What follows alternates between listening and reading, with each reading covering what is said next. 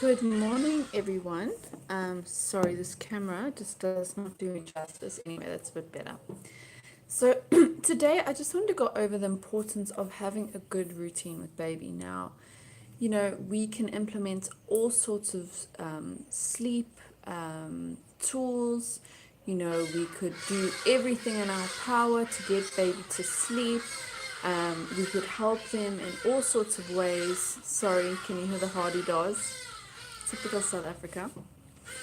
But if baby is not on a good routine, this is not going to help, okay? You can do sleep training until you're blue in the face, but if baby's not on the correct routine, it's not going to help, okay?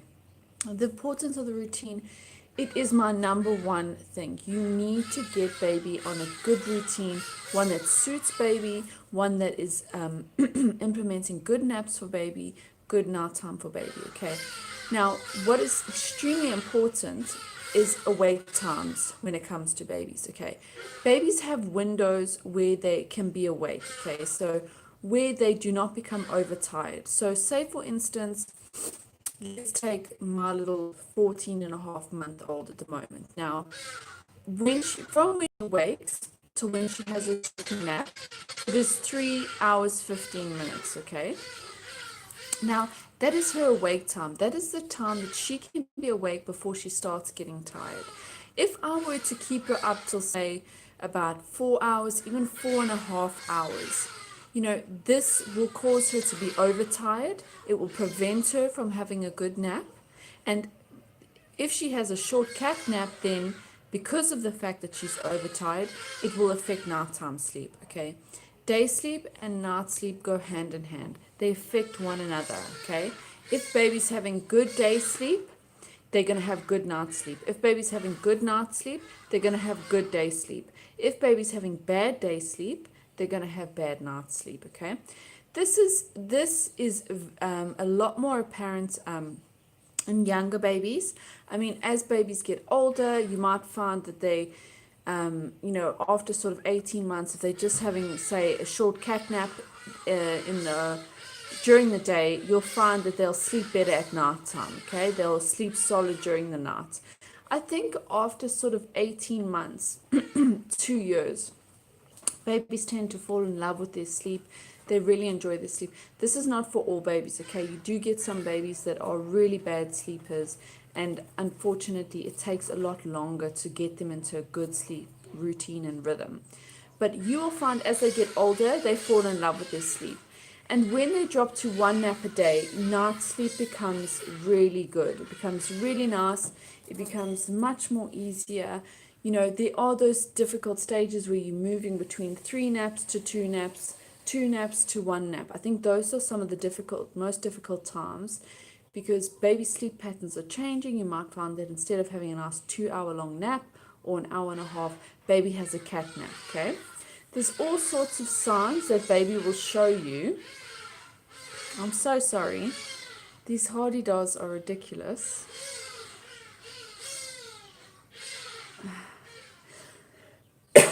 Anyway, so it's just extremely important to make sure that what is your baby's awake time, okay? Younger babies, they have a much smaller window where they can be awake before they start becoming overtired. Now, I always heard a thing that with some babies, when they've yawned on the third time, then mom will go and put them down. So if you see baby yawning, you also want to look for tired signs. Baby starts rubbing their eyes, maybe pulling at their ears, they start yawning. Okay, those are signs that baby is tired. You want to even catch it before those signs start because, it might come to the point that is when baby's starting to become overtired. So when it's sort of about babies coming to the end of baby's awake time and you can see she starts yawning, she starts getting a bit distant, her eyes are sort of glazing, she doesn't want to look you in the eye, that's your signal to she's saying, I'm tired now. So this is where you want to start thinking about getting her for her nap for the day, or him or whoever. Now, you want to sort of have a similar routine when you're putting them down for a nap as you have for the night time. just a small one. Like if you're reading a book at night with baby, maybe for your nap, just read the little book. I tend to go into the room where it's nice and dim. I do recommend that you keep the room as dim as possible. You don't want too much light flooding in the room. You want it to be nice and dark, okay? Because even if you think about you, it's quite difficult to fall asleep in a fully lit room, when there's bright light shining on you. It's hard to fall asleep, as it is hard to fall asleep for babies. So it's important that you make the environment really nice for them so they can really enjoy that sleep time. Sorry, my little one's camera. So you want to make sure the lighting's low. You want to make sure there's not too much noise. If you really want baby to have a good sleep, definitely invest in some white noise. In South Africa, a fan is a really good idea because it is hot. You can have one on a low setting, sort of blowing away from baby. You don't want the fan blowing on baby. You can also buy sound machines, that produce white noise. What I did with Eve, with Hannah, I had a special monitor that had a white noise option. But with Eve, I didn't have that because we moved from the UK to South Africa. But what I did was I used a radio off station. Now, white noise just helps them block out any of those other noises. I mean, you can hear the hardy-daws here. It is really noisy here. There's dogs barking, there's hardy-daws, there's cars going, there's all sorts, okay? And I mean, sometimes when the garden boy is weed eating and stuff like that, it's really, really noisy. And it's hard for baby to fall asleep in environments like that. It's hard for baby to stay asleep in environments like that. So you really want to create a nice, perfect environment. And with white noise, what it actually simulates is what baby would hear in the womb, okay? Baby could hear sounds in the background, but it was sort of blacked out by your heartbeat, by the water surrounding them. So it is just a nice way to simulate a nice environment for them to sleep in. And you'll find with white noise, babies do tend to sleep longer and better. Okay, so find out with your baby's age what is their ideal routine. If you're not so sure about which one to use, please get in contact with me. Comment here. Look for my group on Facebook. It's called Golden Mommy. It's a yellow sign with Golden Mommy in cursive. Ask to join the group. Connect with me. Send me a direct message. Tell me your baby's age. Let me know a little bit about their routine, a little bit about their sleeping habits, and I will send you some great information on a good routine. I've been using this one website, a lady did a blog, and I used them with both Hannah and Eve, and I just found it perfect. The sleep times, the times before putting baby to bed, because, if you're putting baby too early for a nap, they're going to have a small nap, okay? They're going to have a short nap.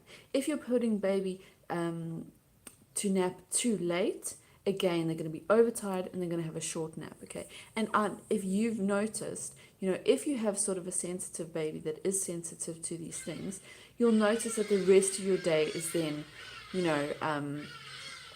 is totally out of routine. Hannah was worse than Eve. Hannah was pretty bad.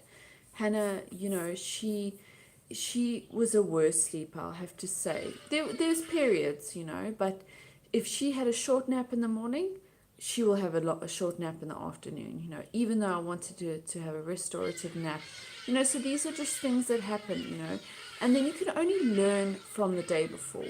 Don't beat yourself up. If baby is not having a good sleep, if it's not going the way you want it to, don't be hard on yourself. Don't give yourself a hard time, okay? Nothing is going to be the exact same every day, okay?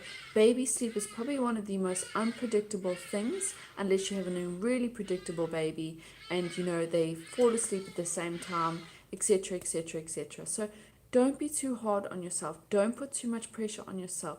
Don't get too upset. I remember how upset I used to get with Hannah when things didn't go the way I wanted them to. You just need to take a deep breath, a step back, and learn each day, okay? So from it, just learn, okay, I need to put baby to sleep 5 minutes earlier. She was a bit overtired, so I definitely need to put baby to sleep just a touch earlier, so that I get it right this time. Or if you find the way you can tell if baby is undertired or overtired when it comes to nap.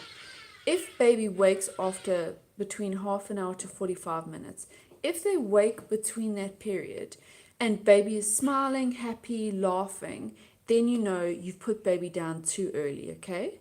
Because if baby's ready to get up, they're not still tired. If you find that after that half an hour, 45 minutes, that baby is crying, that means baby was overtired when they went to sleep, okay? So as a mom, to really save yourself, the time and battling with baby, make sure that you're getting the wake times perfect. Don't let baby go over the wake times. Don't let baby get overtired, especially if you're having troubles at night time trying to put baby to sleep. I can tell you one of the biggest culprits is because baby's overtired. If baby goes to sleep overtired, the likeliness of them waking up in the evening is quite high, okay? Again, this all depends on, the times in baby's developmental stages.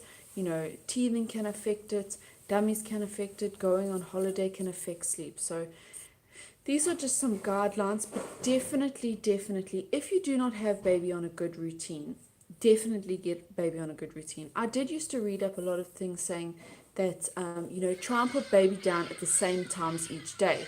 Now, I couldn't quite understand this because, Hannah would wake up at all sorts of different times in the morning. So that's why I worked really well with the wake time. So I knew that if Hannah woke up at 6 o'clock, that I needed to put her down again at 9:15, okay? That's probably when she was about 15 months, etc.